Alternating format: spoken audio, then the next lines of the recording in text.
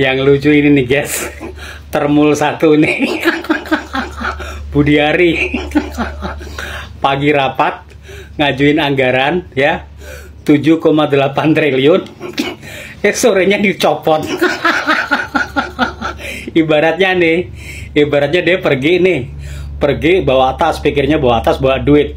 Giliran nyampe rumah dilempar tas, sono minggat. Aduh, Budi, udah ya, sorry ya. Dicopot loh. Siap-siap aja ya, siap-siap nih. Pakai baju kayak begini nih, pakai baju ini warna ini.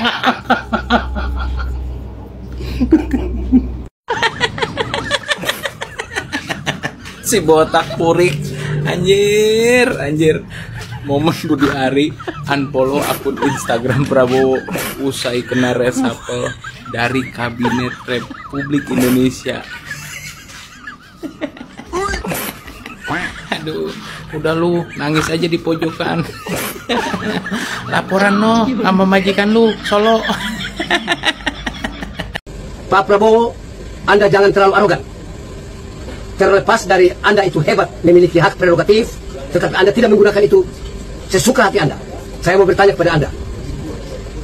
Idola kami, Budiari itu ikonnya relawan Jokowi yang ada di sana. Dia salah apa? Apakah dia ada korupsi? Atau dia bikin salah apa?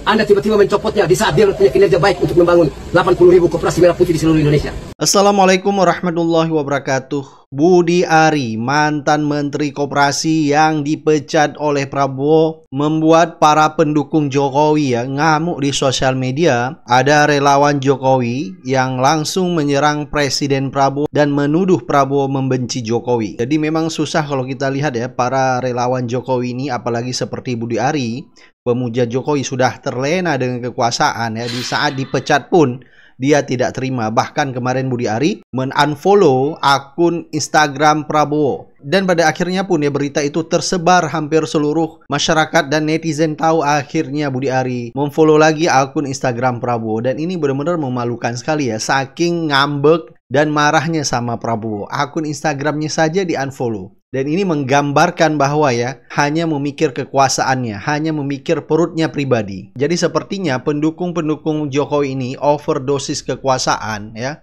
sakau dengan kekuasaan. Jadi di saat Prabowo memecat, mereka tidak terima. Bahkan pendukung-pendukung Jokowi alias termul pun protes ya. Coba langsung kita lihat videonya. Oke, baik, teman-teman relawan Jokowi dimanapun Anda berada di seluruh Indonesia. Saat ini saya Yanes Yosua Frans, Ketua Umum Bilaf Jokowi, yang telah menjadi ormas nasional pada tahun 2013, yaitu Wira Lentera Jiwa, dan sekaligus sebagai senior di Rumah Juang relawan Jokowi, mau menanggapi reshuffle kabinet yang dilakukan oleh Presiden Prabowo Subianto. Yang pertama saya mau katakan bahwa Pak Prabowo, Anda jangan terlalu arogan. Terlepas dari Anda itu hebat, memiliki hak prerogatif, tetapi Anda tidak menggunakan itu sesuka hati Anda. Saya mau bertanya kepada Anda. Idola kami, Budiari itu ikonnya relawan Jokowi yang ada di sana. Dia salah apa? Apakah dia ada korupsi? Atau dia bikin salah apa? Anda tiba-tiba mencopotnya di saat dia punya kinerja baik untuk membangun 80.000 koperasi merah putih di seluruh Indonesia. Orang-orang Jokowi seakan-akan Anda mau minggirkan semua Jokowi. Salah apa dengan kamu, Prabowo? Anda 4 kali ikut pemilu dan kalah semuanya. Terakhir Anda minta tolong Jokowi angkat Anda sebagai Menhan. Dia membesarkan Anda, dia mengangkat Anda sebagai jenderal kehormatan. Masih kurang apa? Pada waktu Pilpres 2024, dia telah membantu Anda betul. Anda mengemis minta kepada dia agar anaknya Gibran ikut jadi wapres. Semua sudah, dan kami semua relawan Jokowi diperintahkan juga oleh Pak Jokowi untuk memberikan suara kami. One man, one vote, one value yang berharga dari kami kepada Anda. Tapi ternyata kami sebenarnya keliru. Karena Anda membenci Jokowi berarti membenci juga seluruh relawan Jokowi. Kami salah apa dengan kamu, Prabowo? Sebenarnya kamu, mohon maaf, kamu ini juga anasir elemen-elemen yang masih ada, orang Orde Baru asli kamu. Kamu mau mencoba meniru Gaya Soeharto untuk memimpin Republik ini dengan cara yang tidak demokratis seperti itu. Kamu mengembalikan lagi militer untuk memimpin Republik ini. Tidak, kami akan melawan kamu. Supaya Anda tahu, Prabowo ya, sebelum 98, tahun 78, saya Yanes Yosua Frans, merupakan mahasiswa di Kota Bandung, telah menggegerkan Indonesia juga. Makanya angkatan 78 harus disebut angkatan. Embrionya selama 20 tahun baru 98, Soeharto itu jatuh. Ada reformasi. Oke lah, reformasi ini kita anggap bahwa dia belum berjalan secara betul karena memang karakteristik bangsa ini beda. Ini the nation state, gabungan suku-suku bangsa-bangsa yang besar baru jadi negara republik ini. Ini negara masih menegara. Prabowo, Anda pikir Anda jadi presiden baru 10 bulan hampir Anda jatuh. Sudah ada penjarahan, sudah ada penculikan, sudah ada macam-macam. Rakyat ngamuk karena apa? Kebijakanmu yang tidak pro rakyat dan ngomong kosong besarmu. Kamu bilang mau mengentaskan kemiskinan di republik sedangkan rakyat miskin bertambah banyak. Kamu merelakan uang transfer dari pusat ke daerah supaya membantu daerah itu motong 24% dan menyebabkan pergolakan terjadi. Anda sendiri yang menciptakan kerusuhan. Dalam hal manajemen konflik, Andalah penyebabnya. Menaikkan pajak, membuat segala macam. Anda pikir Sri Mulyani itu juga bersalah? Anda yang perintahkan naikkan tunjangan DPR RI. Sekarang semua sudah terjadi. Dan kami kaget Anda mulai menggantikan semua orang-orang Jokowi. Kami ini orang-orang militan Jokowi tidak akan mundur melawan kamu, Prabowo. Karena kami bukan sayang Jokowi karena Jokowi ansih, tapi kami tahu bahwa Jokowi sayang negara ini, maka kami sayang Jokowi berarti kami sayang negara ini. Kami lebih sayang negara ini daripada kamu. Sekalipun kamu ini orang nomor 1 di Republik, Prabowo. Tapi kamu ingat, kalau bukan suara kami yang berharga, rakyat berdaulat ini yang memilih kamu, kamu tidak akan jadi presiden. Jokowi itu 5 kali ikut. Pilkada 3 kali, dia menang. 2 kali Pilpres dia menang. Dan terakhir juga dengan kamu ini ada jasa Jokowi di sana, maka kamu bisa menang. Sekarang kamu pecat, kamu copot Budi Ari, kamu copot Budi Gunawan, kami copot itu Menteri Keuangan dan lain-lain. Dan akan ke depan kami tidak tahu apa yang terjadi. Boleh dong kami curiga bahwa kamu mau menghabiskan orang-orang Jokowi yang ada membantu kami di kabinet. Baru 10 bulan kamu berkuasa, Prabowo. 5 tahun itu bukan waktu yang singkat. Kamu sudah menunjukkan bahwa kamu punya the leadership style kamu itu mirip Orde Baru. Kami tidak benci tentara. Kamu ingat? Tapi kalau kamu berani lakukan 2 ini, Prabowo, silakan kamu mau jadi presiden seumur hidup. Yang pertama, kamu tangkap itu para koruptor kakap, bukan koruptor kecil-kecil ecek-ecek itu. Ambil uangnya, taruh buat negara, sejahterakan rakyat melalui pembentukan undang-undang perampasan aset negara, aset koruptor. Kasih ke negara. Baru kamu dipuji. Kami tunggu. Outsourcing kamu bila kamu mau cabut mana? Kamu sebenarnya lagi mau menyengsarakan rakyat Indonesia tanpa kita tahu. Ini zaman sudah berubah, Prabowo. Sudah berubah. Ini kita menuju era yang disebut era post-truth. Kebenaran bisa hilang karena muncul pembenaran yang baru. Dan hoax di mana-mana. Hal-hal yang tidak benar diulang-ulang terus-menerus seakan-akan jadi satu kebenaran baru. Dan itu yang kamu percaya. Saya meragukan kepemimpinan kamu. Saya sebenarnya kaget dengan cara memimpin kamu. Kami tidak mengajar kamu untuk cara memimpin, Prabowo. Kamu lebih hebat. Saya punya umur juga tidak terlalu beda dengan kamu, Prabowo. Minta tolong, kalau Anda masih mau jadi warga negara Indonesia yang betul-betul sayang Republik Indonesia, rubah gaya kepemimpinanmu. Saya bukan memuji Jokowi, tapi Jokowi itu seorang yang berorientasi kepada hasil. Apa yang disebut result oriented. Dia kerja. Kalau bukan dia membangun infrastruktur yang begini banyak di seluruh Indonesia, apakah kita siap menuju negara maju atau developed country itu? Tidak akan. Saya keliling Eropa Barat untuk mengadakan studi banding tentang negara-negara maju dengan negara berkembang.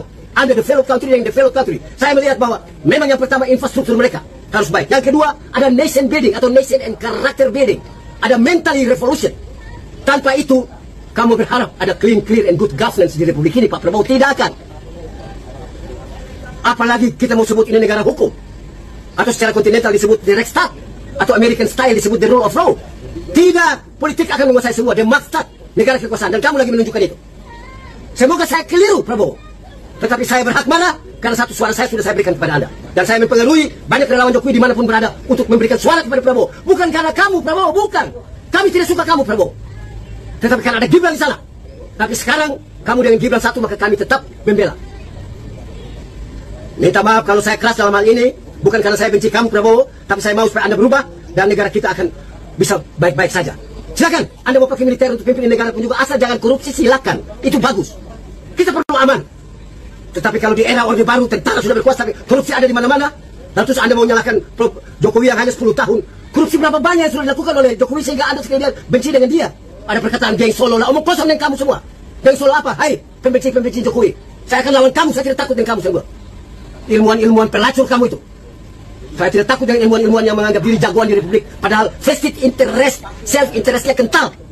Kamu bisa hidup dan berkelimpahan harta. Saya bisa hidup dengan kemiskinan. Tapi saya tidak miskin hati seperti Anda sekalian. Tolong berubah, Prabowo. Berubah kau punya cara itu. Cara menyayang rakyat Indonesia bukan dengan cara begitu.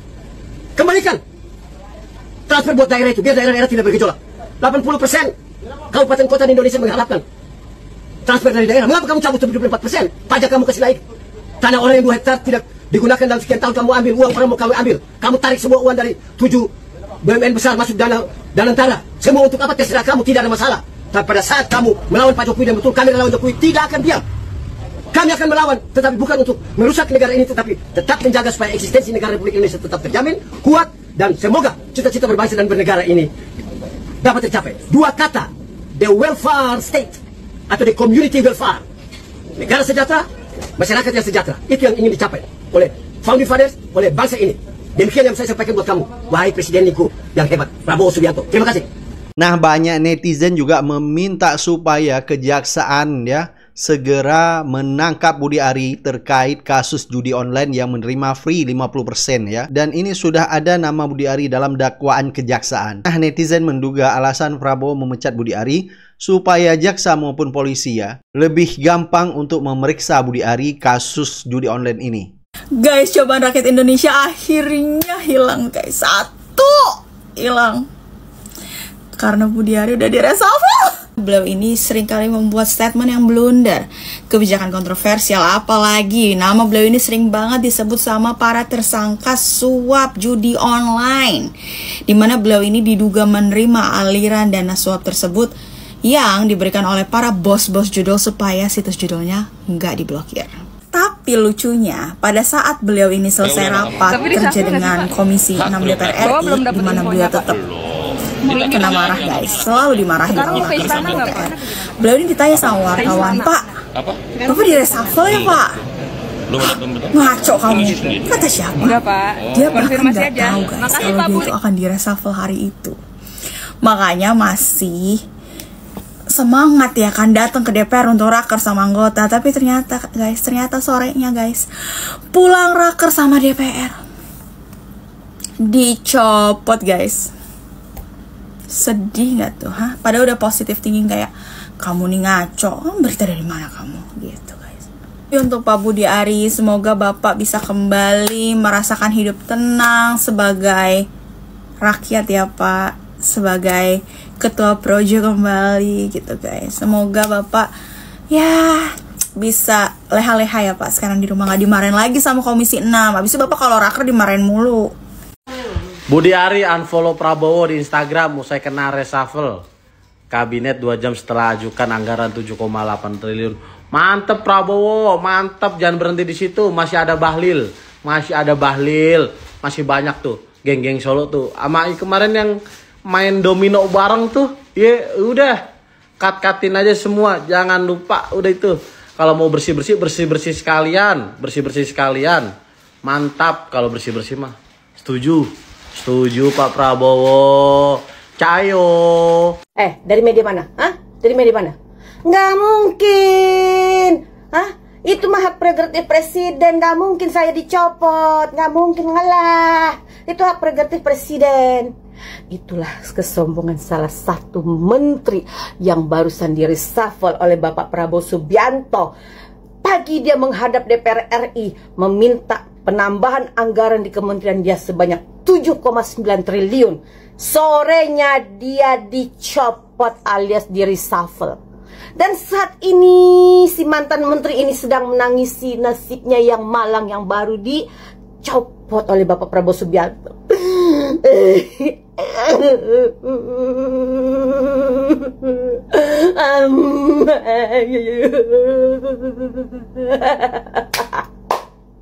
Budi Ari Setiadi, akhirnya kau dicopot juga oleh Bapak Presiden Prabowo Subianto. Manusia ini beberapa waktu yang lalu Nyai pernah bilang sama dia, kau jangan macam-macam sama seorang Nyai Dewi Tanjung. Nyai bukan pejabat dan bukan anak pejabat, bukan siapa-siapa. Tapi Nyai membela rakyat dan bangsa di jalan kebenaran. Siapapun yang berhadapan dengan Nyai Dewi Tanjung, dia akan berhadapan juga dengan sapu jagat. Si sapu jagat ini sudah lama tidak Nyai keluarkan. Begitu kemarin Nyai bicara sama Budi Ari Setiadi, maka sapu jagat ini pun akhirnya Nyai keluarkan untuk menggebuk.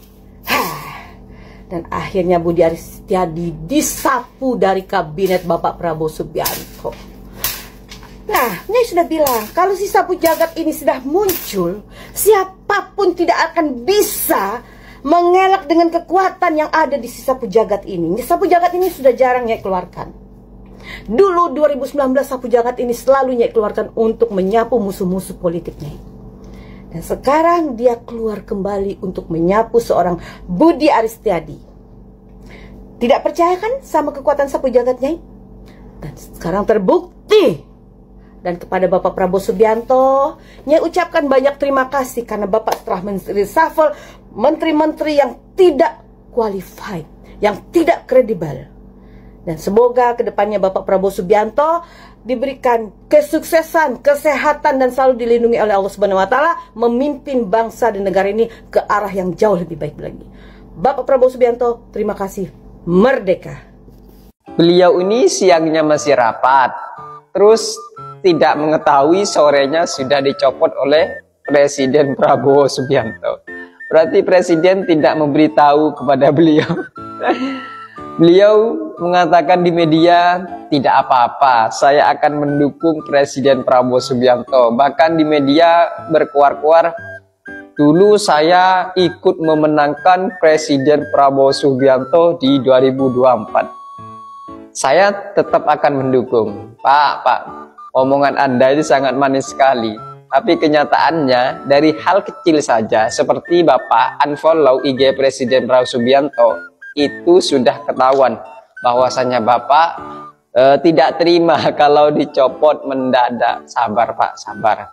Mungkin Presiden Prabowo Subianto ini ingin melepas dari jeratan-jeratan presiden sebelumnya. Jadi Budi Ari ini tidak tahu sama sekali ketika dirinya ini mau dicopot sebagai menteri. Bahkan ya dirinya ini juga sempat mengikuti rapat bersama di DPR. Lah ini kan lucu. Ya coba bayangkan saja ya, ketika Presiden Prabowo Subianto mau melakukan reshuffle, ternyata 3 jam atau 4 jam sebelumnya Budi Ari ini masih rapat bersama dengan anggota DPR RI. Lah ini kan menyakitkan. Ya Budi Ari. Dan lucunya lagi adalah ketika Budi Ari ini ditanya oleh wartawan terkait dengan rencana isu reshuffle, ternyata apa coba? Ternyata dirinya ini malah menuduh wartawan lah yang sengaja membuat isu itu. Lah ini kan lucu. Coba bayangkan saja. Ampun, kok ada ya menteri selucu ini? Ya bayangkan saja, orang wartawan lagi menanyakan serius terkait dengan isu reshuffle dirinya, malah jawabannya seperti itu coba.